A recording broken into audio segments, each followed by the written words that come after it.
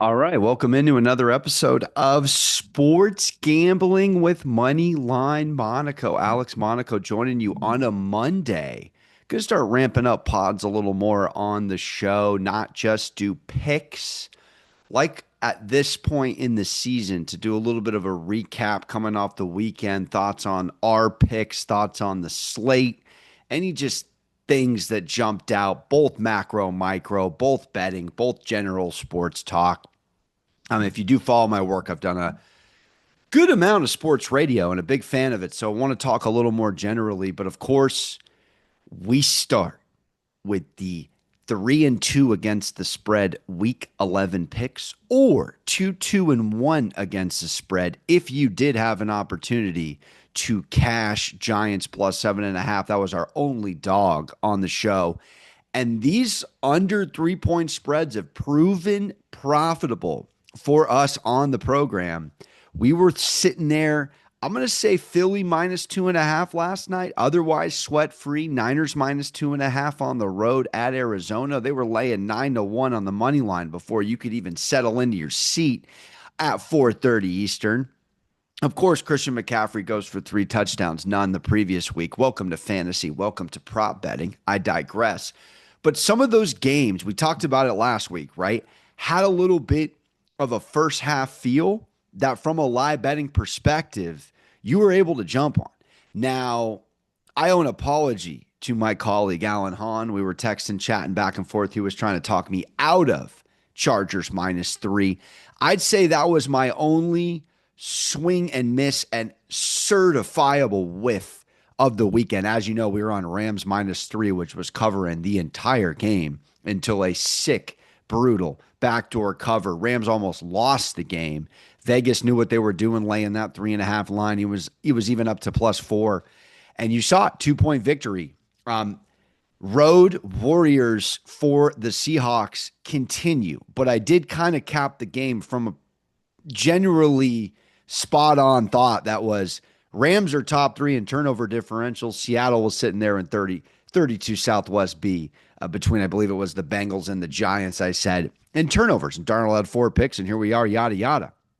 That game was a little bit of course, a divisional dance, one-off. Now, where this Chargers game was severely wrong. Now, I was trying to even talk myself into where this Jaguars team wasn't and where they were in this particular weekend, and teams off of blowing double-digit last fourth quarter second losses were not a profitable spot the following week. And then I was trying to convince myself that khaki Jim Harbaugh pants traveling east, west, Midwest, didn't matter, was going to be a great spot. And we had the numbers to back it up. But the reality is Justin Herbert, without his 2 main tackles, Joe Alt being monumental, as we know Slater's been out. But, you have Pipkins, you have Mekhi Becton, you got Bozeman. Do you think that'd be enough on the offensive line infrastructure?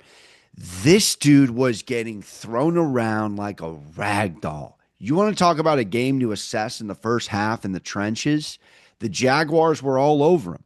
And then this is where I try to educate a little, because you can make a lot of money, but you can also lose a lot of money. This game was very Bills-Dolphins-esque from 2 weeks ago, where it's like, oh, Buffalo should get it together. The Chargers should get it together. If you're watching Red Zone and you're betting, you got to be careful, because Red Zone doesn't show you the play-in, play-out infrastructure and ebbs and flows of a 60-minute game. The Jaguars own the line of scrimmage on both sides. I mean, probably the worst defensive run outing for the Chargers I've seen under Harbaugh in his entirety. Not just in that game, but obviously off that loss, we got to get better. It's a note that Herbert in a comfy, cozy spot like prime time at home in a 3-point number that we got again in Jacksonville, it's a completely different assessment. And this is another thing that I want to make mention of, because I am a recovering San Diego Chargers fan. I'm a Chargers fan, man. I mean, betting your team correctly or fading your team correctly is one of the most difficult, underrated things to do. And the NFL and Vegas knows this. You want to back your team. You think your team's going to win every week. I mean, for goodness sakes, fans short for fanatic. But we take a step back and we look at the painting. And as we continue to cruise around, a couple of noteworthy mentions. Now, live betting. I did a pretty good job live betting yesterday. Took the Panthers plus 7.5. They won outright. Took the Texans in a live pick 'em. They were laying around 5.5 with Davis Mills. Didn't get it together in Tennessee till late, but they got the win. We were on the Chargers plus 11.5, and that was a humble L.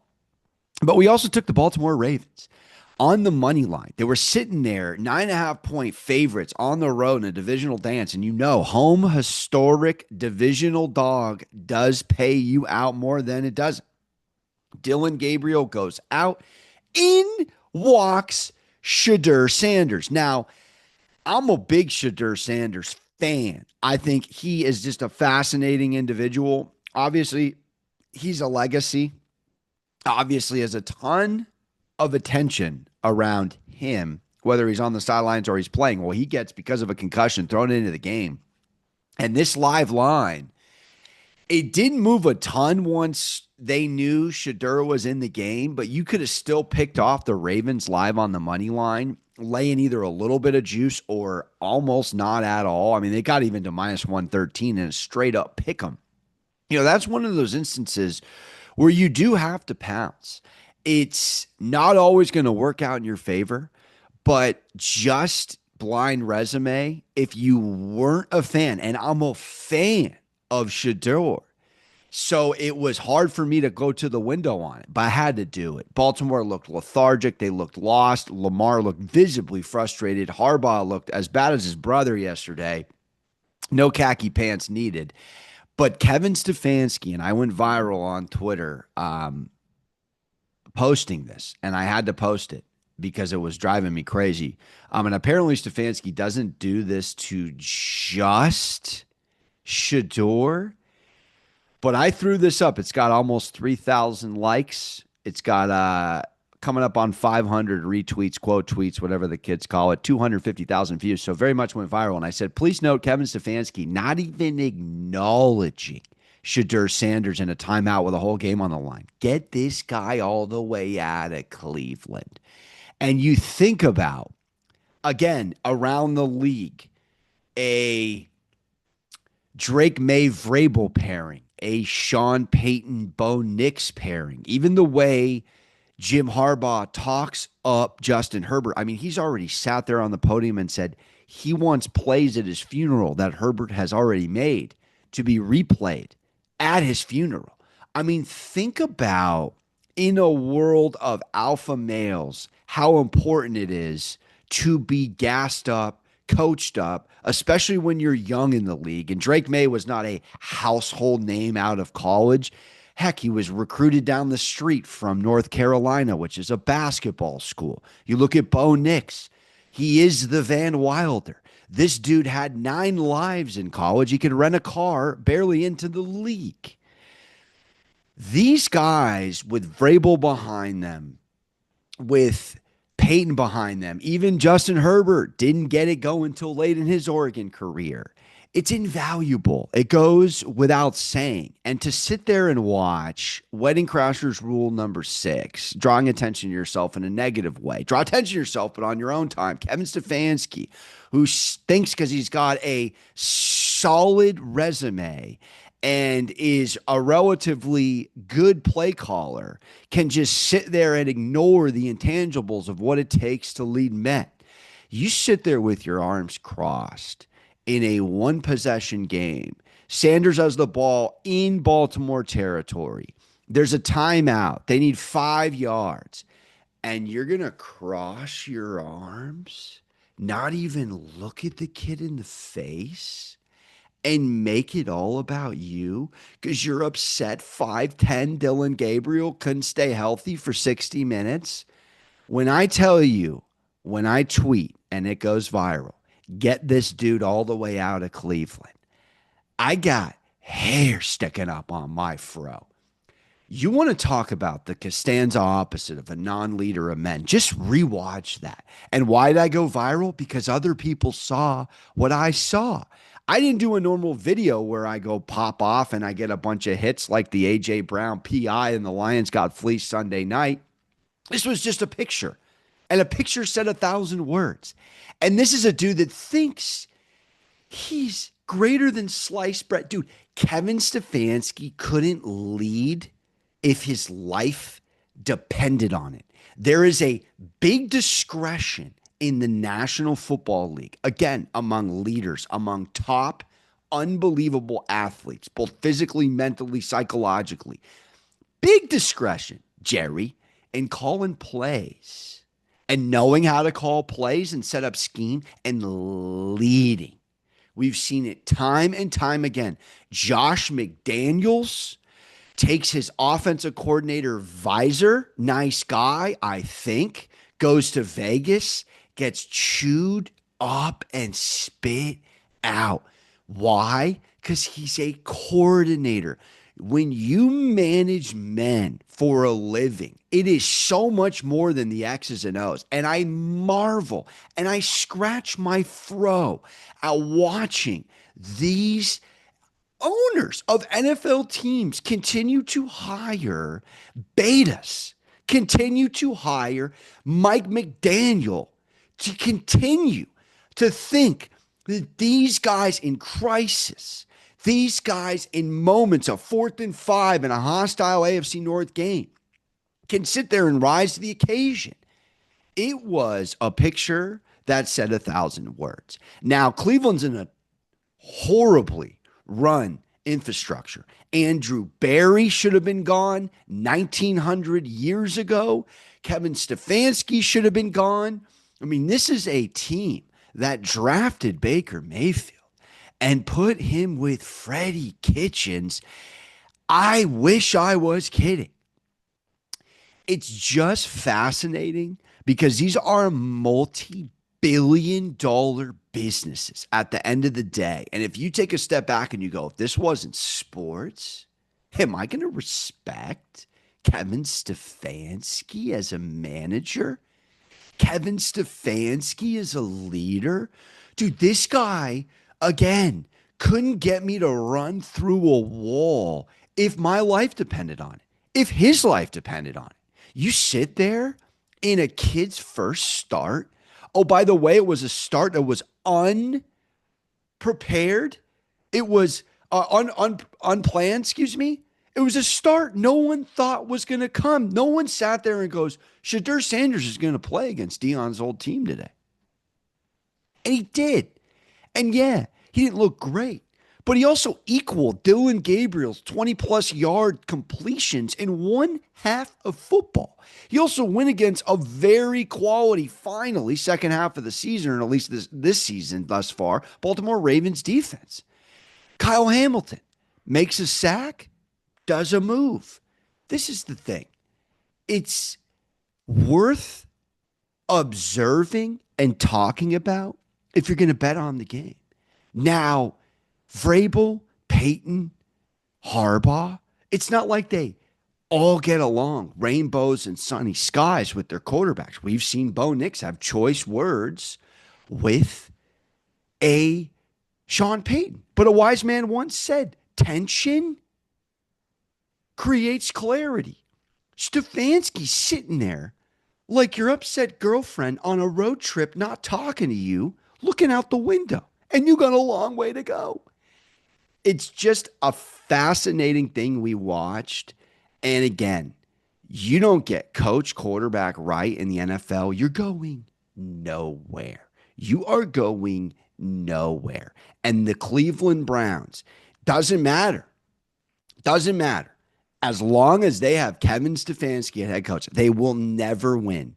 That should stick in your noggin what we witnessed on the sideline in Shedeur Sanders' first moments as an NFL quarterback, his head coach crossing his arms in a timeout where he could have talked to him about the situation, could have talked to him about the X's and O's, could have gone over the plan, could have talked him up. Any of things on the Scantron. He went D, none of the above. Get him all the way out of here. Kevin Stefanski, who hurt you? All right. As we take a step back and just look at the slate of what we witnessed in NFL Week 11, I just have to talk out where these divisions are. We did not walk into Kansas City -3.5. Thank goodness on the road. They lost outright. Did absolutely lie, bet them and lose. That was a moment I'll be all right with. I lose money on Mahomes on a coin flip game. He threw a red zone pick. They had Andy Reid off a bye. You do the numbers. You would have backed that 9 times out of 10. But we're witnessing as Patrick Mahomes is 20-1 to Matthew Stafford at +135 to win the MVP, as we might be witnessing either a one-off year, or we might be witnessing these teams like the Denver Broncos, like the New England Patriots, that are well run, that already went through rebuilds. I mean, you have to think it was Peyton Manning versus Tom Brady in Broncos Patriots important games. All those teams reset. Mahomes comes into the picture. Nobody else wins anything. Budkiss. And now here we are with Denver and New England at 6-1 and 7-1. Not even value at this point for what they were pre-flop to win their respective AFC conference. The Bills, who continue to make me scratch my head. Is this team good? Is this team great? Is this team, again, directionally challenged because mediocre McDermott's at the helm? Again, Baker has been so banged up with his pieces on offense, and this Bucs team that's really been unable to go full steam ahead any week. I mean, they got Sean Tucker. I'm going back to the throwback. Was it Sean Tucker? Must die? John Tucker. I mean, I couldn't even think. Who the heck is that running back? Who is he throwing to? Tez Johnson, Sterling Shepard in a bizarro Jerry world. I mean, nobody to throw to. I don't make a ton off of that Buffalo win in the grand scheme of things, but they're still the chalk to win the AFC at plus through 380. The reality is they're not even the chalk to win their division. It's -230 for the New England Patriots, +180 for the Bills. Then you take a look at the Ravens. They're -280. The Ravens shouldn't be laying any juice whatsoever. I'm telling you right now, the Baltimore Ravens are not a good football team. If you think Lamar Jackson with Todd Monken, who can't even give the ball to Derrick Henry inside the 5. I mean, they won a game because they reinvented the tush push and Mark Andrews took it to the crib. That's why they won the game, with an asterisk and a side of Kevin Stefanski can get out of his own 5'8" way. But Pittsburgh at +260. I know Rodgers hurt his hand. We got to revisit that. But honestly, I don't trust the Ravens. And then you scroll down the AFC West, and the Chiefs are 5-1 to win their own division. So you have the Broncos at -280. You have the Ravens at -280. And you got the Bills at +180. The cream of the crop of the AFC. I mean, honestly, you got to marvel at it. It's really hard to even comprehend because so much of the NFL is parity week to week. But at the end of the day, as dust settles, the quality quarterbacks with the quality coaches and the competent infrastructure end up moving on. And this year, there has been a lot of chalk. That's one. But we have not seen the great stay great. I mean, the Chiefs are good, not great. How do you say that they are? The Ravens are playing with their food against the Cleveland Browns, who lost to the Jets an hour ago. I mean, literally, stick that in your noggin and sit on it. And the Bills, who watched the Commanders almost beat a Dolphins team in Madrid, one of the most frustrating games I've ever watched, and I had the Dolphins, and I took no joy in that W. I mean, this Bills team lost to that Miami Dolphins team. You have to sit here in the AFC and go, it's wide open. It's wide open. And it likely may not be Lamar, Josh, or Patrick. If you could sit here and go, all right, rah-rah wise, leader of men wise, Sean Payton's got these Broncos playing through the roof. I know I have my doubts about Bo Nix, but he can be bad for 3 quarters and show up in the 4th, and that's not nothing. Drake May putting up, leading the league through halfway with touchdowns, not nothing. It's, again, a year where you have to look at who the coach is and where is the belief system in the locker room, because it is any given Pacino Sunday, but these games week to week, I mean, just look at it. It's almost one of these years where everything new could happen. The only thing worth mentioning, in addition to outdoor golf being outdoor golf, is that the Philadelphia Eagles are going to win these games, whether you like it or not. And we cashed on them with ease, and we cashed on them multiple times on the show throughout the year. But here they are. They've won a month straight of football. You beat the Vikings on the road. Not easy to do. You beat the Packers, held them to 7. You beat the Lions. You held them to 9. I mean, the New York Football Giants have scored the most points on this team the entire season. It's even hard to even comprehend. But you have to say to yourself, Philly's beaten, as I mentioned, 2 quality NFC North teams. They beat the Chiefs. They beat the Rams. They beat the Bucs. And the Chiefs and the Bucs wins were on the road. Look, you don't want to sit here and be boring in betting, because betting is supposed to be exhilarating, but sometimes being boring in betting pays off. If the Philadelphia Eagles at plus 230 right now get home field advantage, who is going to Philly and beating this team? You think the Rams are, who couldn't cover against the Seahawks when Darnold had 4 interceptions? I'm telling you right now, Stafford's an old man having an MVP year, but he did not look that good against Philly this year. And he has not looked that good in games on the road, outdoors, as we've seen it in his Rams career, where everything's on the line. And yes, you throw him a cover 0 blitz, obviously over the top, he's going to beat you to cup in Tampa. But if you play him smart, I don't know that he can go on the road and beat you. Then you look at everything in the rest of the NFC, and you go, I don't think anyone in the NFC North. I mean, this is the year off from the Lions and the coordinator. This Lions team is good, not great. Again, personnel holding them together. Dan Campbell's calling plays. Are we trying to get cute? We trying to win football games.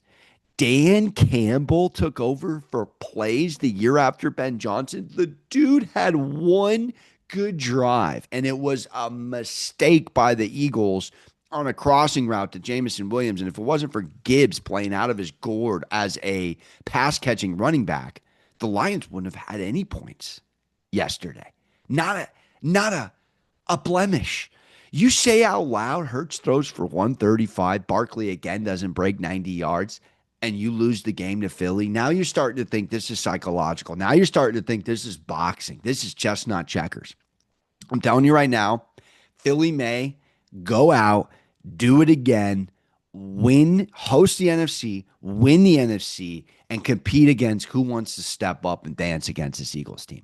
They are not going to beat you on the stat sheet in any profound way, but it doesn't matter. They win games. And this year, you look at all of these coaches and all of these spots, and that includes Andy Reid. They have not put themselves in places where you as a bettor can feel great about backing them. Just period, point blank. As we move on and take a look at the upcoming slate, it is worth mentioning that there is a lot of value. Like, flat out, if you think the Bills are going to win their division at plus 180, I would nab it. If you think Pittsburgh can come out against Baltimore, I would nab it. Now, the Colts are only minus 330. They were a lot more juice. Jacksonville's plus 360. Texans are 15-1. And then you go to the West, and it's Denver laying 280, and it's Kansas City at 5-1. Let's just say this out loud for good measure. If you liked the Bills the Steelers and the Chiefs. It pays 72 to 1. You could put $10 on that, win 720. If you just like the Bills and the Chiefs, 16 to 1. You realize you're barely getting even money for this at the beginning of the season? You're getting 16 to 1. It's just worth flirting with if you want to spend the time to go, all right, Denver could drop a game here. Kansas City could run the table. Denver could drop another game here.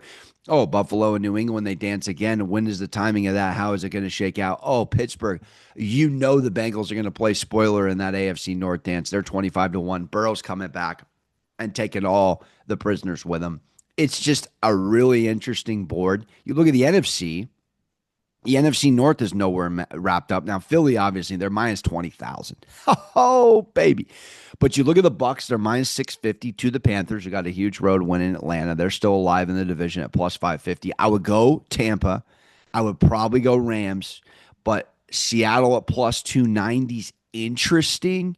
Detroit at plus 150 has to be worth a sprinkle. Again, I was on Giants plus 7.5, pending when you shopped. It was never looking like Green Bay's game. I mean, that was an incredible game. Jameis Winston on prayer almost beat the Packers. So did shout out the Bears a little bit ago at 850. They're down to 350 to win the North. Very, very fascinating there. But I ultimately would tell you if I was going three teams outside of the division leader to win, I would go Lions, I would go Chiefs, and I would go Bills. And that's 43 to 1. And probably worth a sprinkle. It's just so nuts that these spots are wide open. And then as we end the show, because this is just a recap, just kind of talking stuff out, a NFC, AFC that right now, award-wise, has Stafford at plus 135, to Drake May at plus 175, to Josh Allen at plus 450, to Jonathan Taylor at 9 to 1, and then it's Mahomes at 20 to 1, and then it's Jalen Hurts at 40 to 1. Then it's Goff, then it's Darnold, then it's Knicks. If Denver's the 1 seed, Bo Nix puts up some crazy numbers. Is 60 to 1 a play?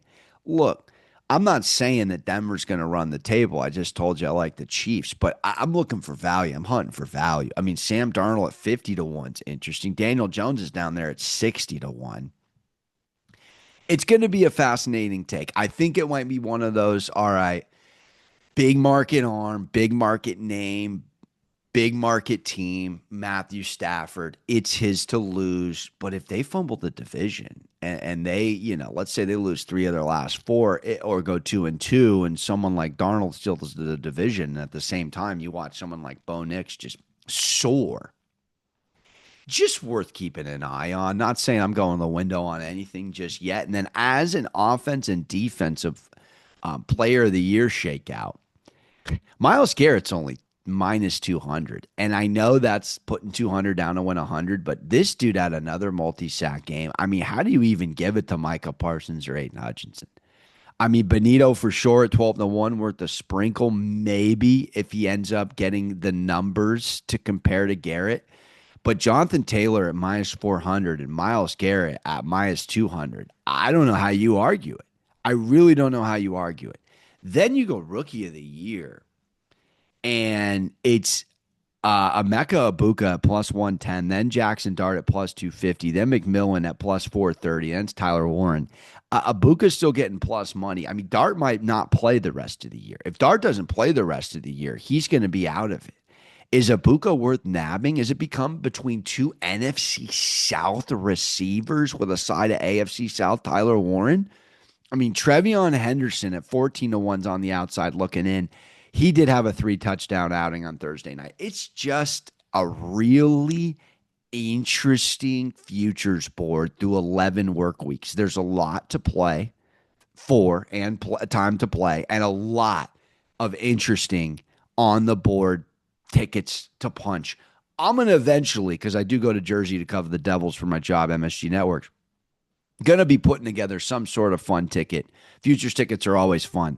But as far as I'm concerned, all of these are wide open. Are any of these? I'd say, if anything, offense and defensive player of the year and Jonathan Taylor and Miles Garrett are the only ones to really take a look at. Oh, doctor. And last thing I will say on a points for, points against thought,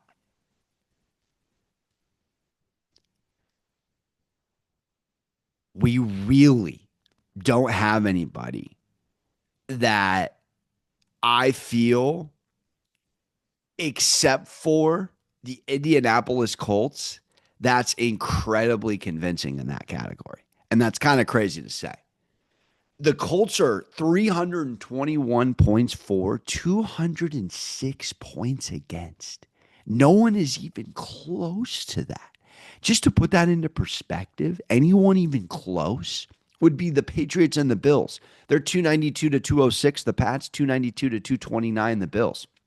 Everybody else, look at Baltimore, 252, 251. Look at the Steelers, 246, 232. Now, Denver is impressive, 257 to 192. But oh my goodness, at 321 to 106 in the AFC. I mean, even Philly has only 33 points more than points against. It's unfathomable. The Bears are 7-3. They've scored more points, given away more points than they've scored. Go look at the numbers. I mean, they're out there. Bucks have 2 more points than they've given up at 6-4. Panthers are above sea level. They've given up more points than they've scored. Crazy. All right. A little fun recap Monday. Appreciate you. Don't forget to subscribe, rate, review, and always don't forget to hug your mothers. That real smooth.